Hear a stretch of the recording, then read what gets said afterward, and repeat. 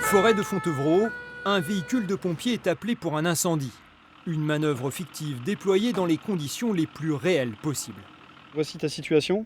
Ok, Le VLHR, il représente le sens du vent. d'accord. Tu as un flanc droit, un flanc gauche. Et tu as des chasubles qui représentent l'étendue de ton feu.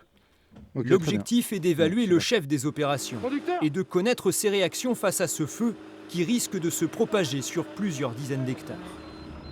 Echo Hôtel 24, Bravo 3.3. Si lui se trompe sur ses premières décisions, tout le reste de l'intervention risque d'être impacté. Donc c'est pour ça qu'on est très rigoureux sur le canevas qu'ils doivent respecter, sur leur analyse de la zone d'intervention, pour qu'ils fassent des choix pertinents et pour que le reste de l'intervention se déroule bien. Donc je demande complément d'un groupe d'intervention feu de forêt, ainsi qu'un CCGC pour difficultés liées au point d'eau. Chaque année, 150 sapeurs-pompiers professionnels et volontaires sont formés en situation aux incendies de forêt par le service départemental de Maine-et-Loire. Des manœuvres d'autant plus utiles pour tous ceux qui n'ont pas l'habitude d'évoluer dans cet environnement boisé.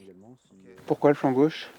Parce qu'on a une propagation nord-est, donc j'ai envie rapidement d'essayer de le limiter le plus vite possible en fait. Même venant d'un centre urbain, en fait, on est amené à partir en renfort sur l'ensemble du département, voire les départements limitrophes. Donc c'est important de toujours se maintenir au niveau en fait. On est bien d'accord les gars, un vent qui vient du nord-ouest, okay, donc qui se dirige vers le sud-est pour 30 km/h. Ça fait 900 m/h de vitesse de propagation.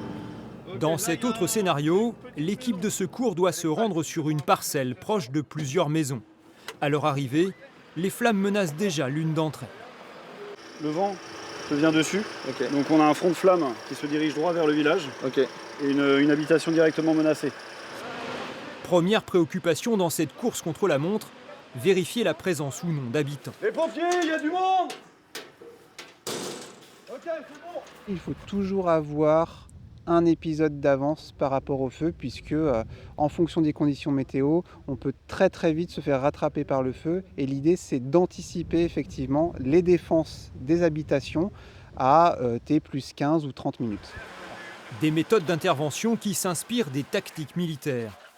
Avec le changement climatique, ces pompiers s'attendent à être mobilisés de plus en plus à l'avenir, la région n'étant plus épargnée par les périodes de sécheresse prolongée. A priori, on a plutôt tous les indicateurs qui nous laissent croire qu'effectivement, on va avoir toujours cette responsabilité de mise en œuvre avec des moyens de plus en plus spécifiques, des moyens qu'on trouve plutôt à l'heure actuelle dans les départements du sud de la France.